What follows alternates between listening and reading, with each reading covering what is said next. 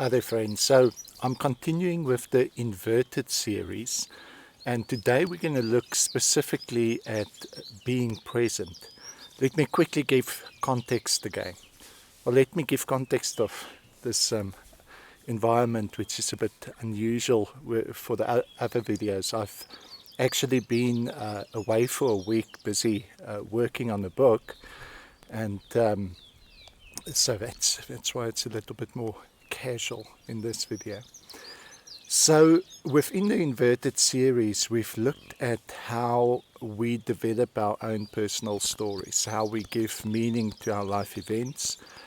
And one of the ways in which we do that is we put our life events and our life stories in the context of a bigger story.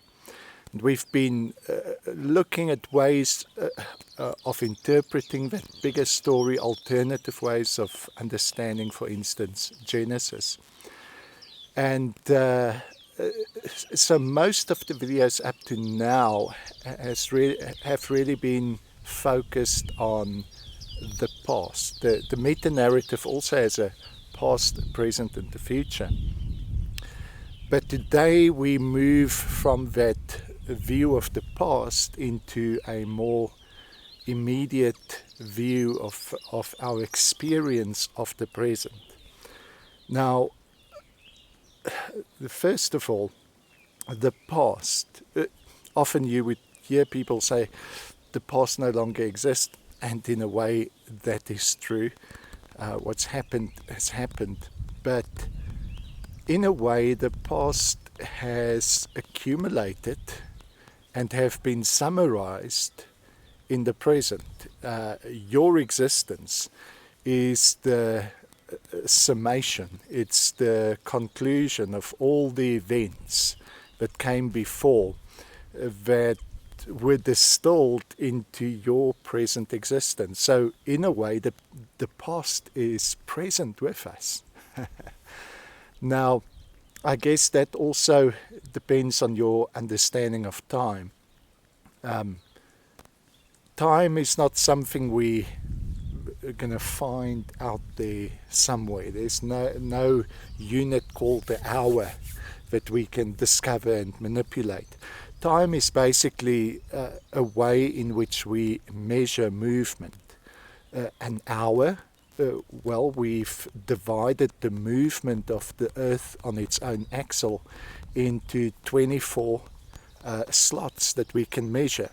And 1 hour is one of those 24 slots of measurement of movement. A year is the way in which we measure the movement of our Earth around the Sun. So time is really just a measurement of movement. Now, why is this important? Our relationship to the past, it can become, can I say, unhealthy when our memories and our connection with the past becomes such that we are no longer able to enjoy the beauty and the wonder of the present. Also, if the past becomes so overwhelming that it squashes your present in a way that it takes hold of your future and tries to convince you that your future is nothing but a repetition of your past.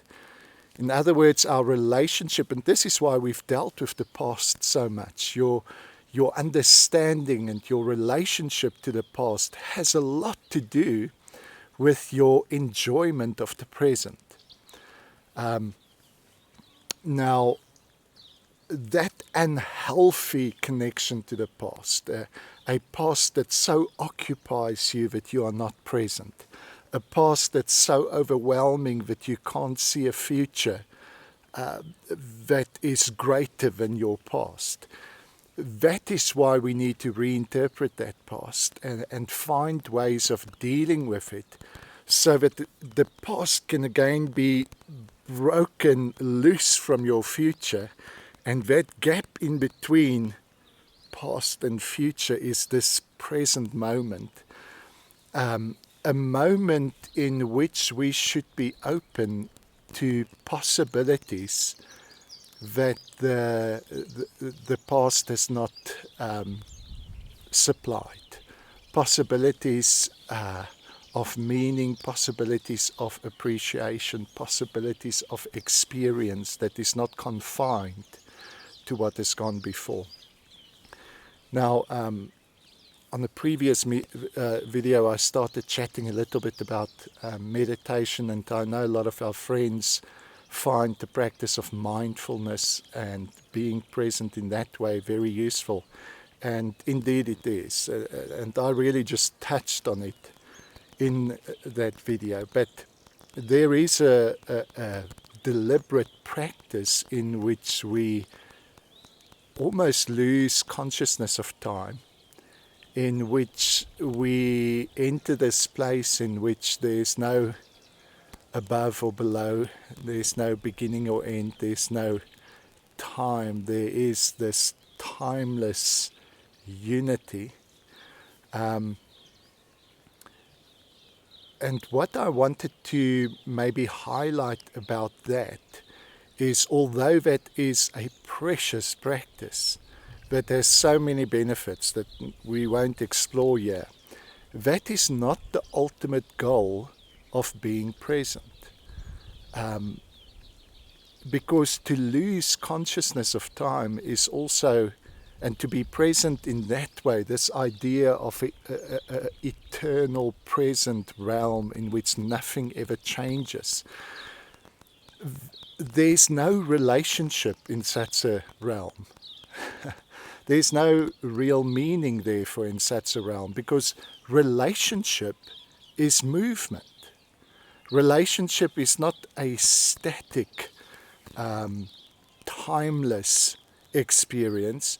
Every relationship that is precious to me and that is precious to you is a dynamic movement and interchange. And so those experiences of timelessness, it's beautiful. It's got many benefits, but it's an experience in the whole experience of being human. It's not the ultimate goal of where we want to be constantly. Being present. A few practical things that maybe I want to share with you as well. Even now in this environment, out in nature, it's very easy to be present because you become sensitive to the beauty that is around you. Being present doesn't just have to do with this moment, it also has to do with your immediate space. And we live in a world where that immediate space seems to have disappeared. We're continually bombarded by information, by media that tries to broaden our view constantly onto a global scale. You've got to constantly be aware of what's happening all over the world. And I think that in itself is a huge distraction to being present. We never developed in human history. We didn't develop in a way where we were constantly conscious of everything that happens all across the world. And why I think that is a distraction is, for instance, you can, and your whole community can be constantly occupied with the latest stuff that's happening within politics, and all of you have your opinions of how it should play out.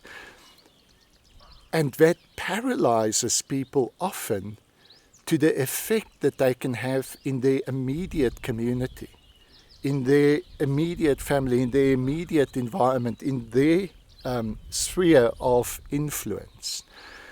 And so being present is also a practice in which I deliberately cut myself off from the kind of influences and information that is really irrelevant to your life. Maybe a practical challenge I can give on this front.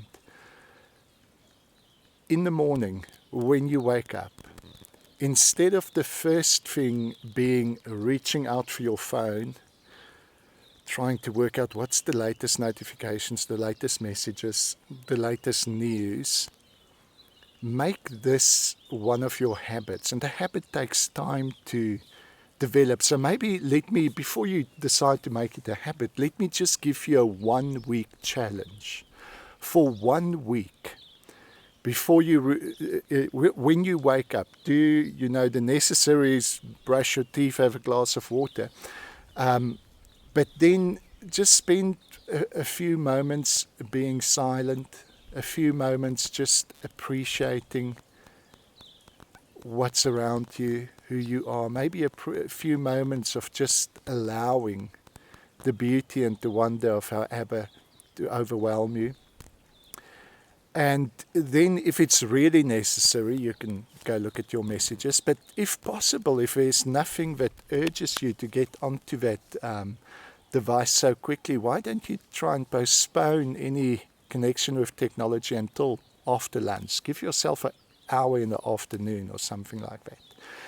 So that's the challenge, because even those little habits of practicing being present in your moment, in your environment, a habit of doing that first in the morning before you try and expand your mind to include the whole globe.